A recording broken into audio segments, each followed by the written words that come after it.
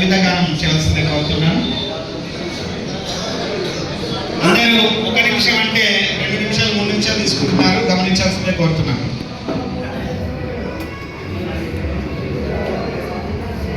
కవిత శీర్షిక status quo.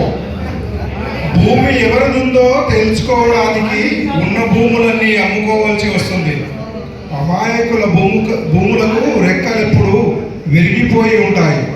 కోర్టుల్లో విసిగిపోయి ఎన్నో కుటుంబాలు ఉరికొయ్యలకు వేలాడుతూ ఉండిపోయాయి.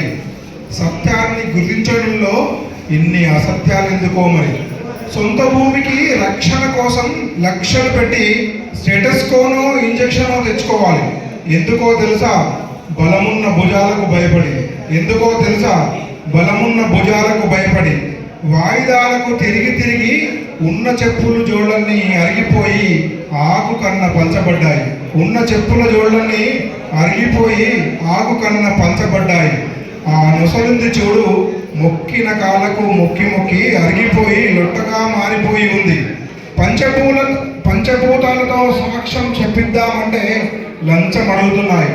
పంచభూతాలతో సాక్ష్యం చెప్పిద్దామంటే లంచం అడుగుతున్నాయి. మన భూమికి మనమే కాంప్రమైజో లేదంటే కమిషన్లు, అదే కుదరకుంటే సెటిల్మెంట్ చేసుకోవాల్సిందే మరి. అటు నిజం తెలుసుకోకుండా ఇటు భయంతో బ్రతకలేక సెటిల్మెంట్కి సిద్ధమవుతున్నారు. మధ్యతరగతికో న్యాయం, బలిష్ఠుడికో న్యాయం. ఇది చరిత్రలో ఇంకెన్నిసార్లు పునరావృతం అవుతుందో మరి. మట్టి బ్రతుకుల్లో తెలివిన్నోళ్ళు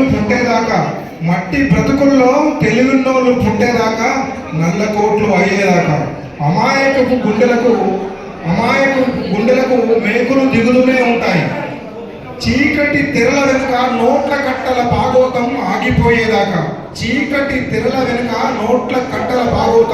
ఆగిపోయేదాకా.